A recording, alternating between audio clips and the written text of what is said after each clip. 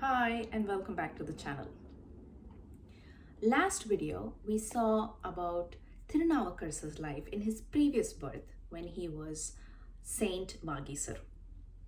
Now this video we are going to look or journey into a part of his life at a time after he reconverted into Shaivism. Now a lot of incidents happened in his life at that time which were very important. Not only was it important in his life, but it was also important in the life of the then King Mahendravarman of the Pallava Dynasty. Now, what are these incidents which are connecting a saint and a king? Shall we find out? Let's move on.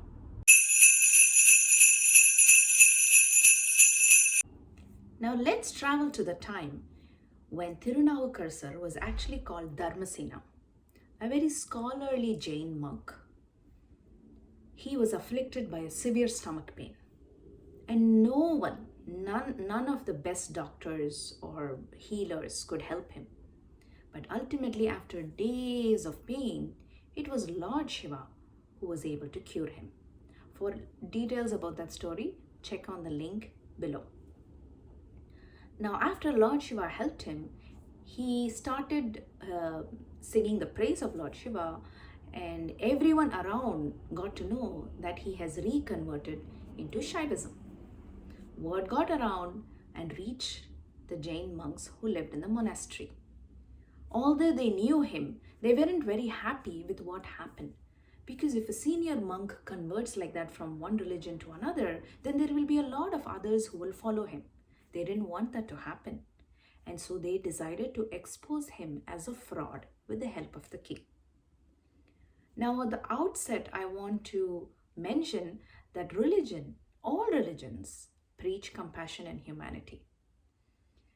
There are some people in every religion, there are some good followers who follow the principles of the religion, and there are also fanatical followers who believe the religion is more important than humanity. Mahavira was a great enlightened soul, and his teachings are followed even to this day by many people of the Jain community. But these Jain monks, they chose to follow a wrong path from what is actually preached by their religion in desiring to hurt another human being. So this message is not about if one religion is better than the other, but it is about accepting everyone as equal. Now these Jain monks had gone to the king and using his help decided to take an action against Thirunavukkarasar. First, the king sent his messengers to the saint. The saint told them that he answers to no other call other than Lord Shiva. These messengers are actually smart people. They knew that this is a divine soul, and with two hands together, they humbly asked him to please come of his own accord so that they are not in any trouble. Now, Thirunavukkarasar was very compassionate, so he decided to go along with them. He reaches the king's court. Over there in the court, the king is not very happy with him, and so he gives him out the first challenge. Thirunavukkarasar is actually put in a lime kiln.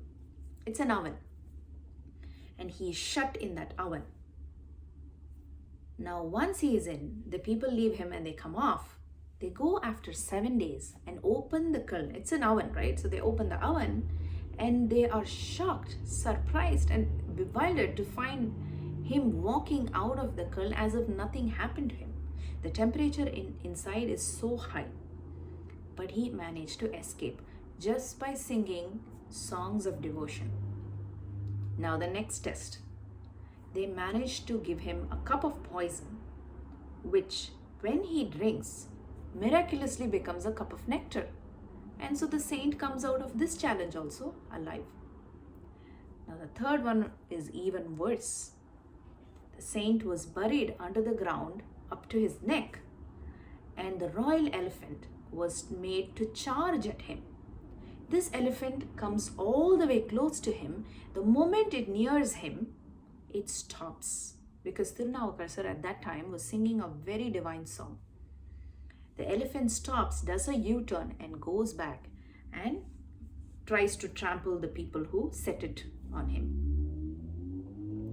After this, the king still continues to take wrong advice and decides to tie the saint up in chains, in ropes, and throw him out onto the sea on a stone.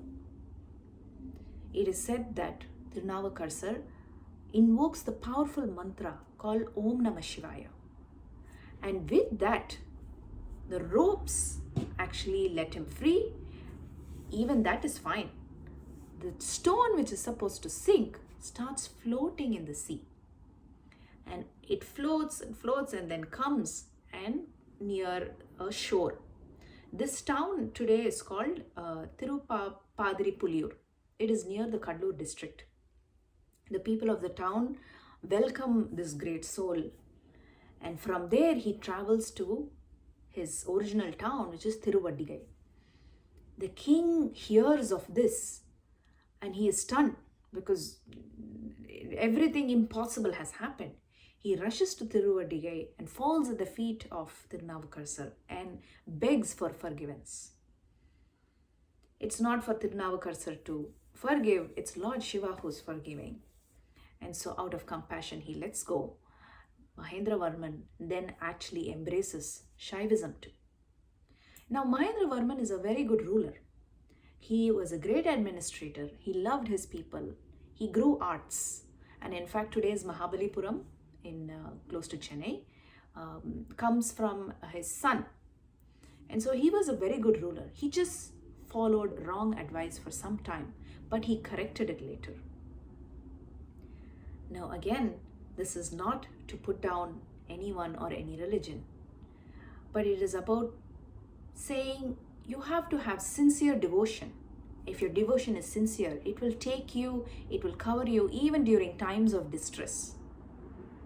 Now this great soul, Thirunavukkarasar, at such a stressful moment in his life, all he did was remembered God and sang praises in Tamil. Now his story,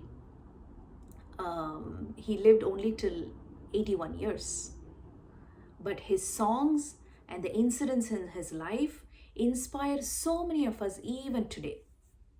People like me, many people get inspiration from this. In his entire span of 81 years, he had a lot more miracles that happened. But those are a story for another day. Until next time, bye.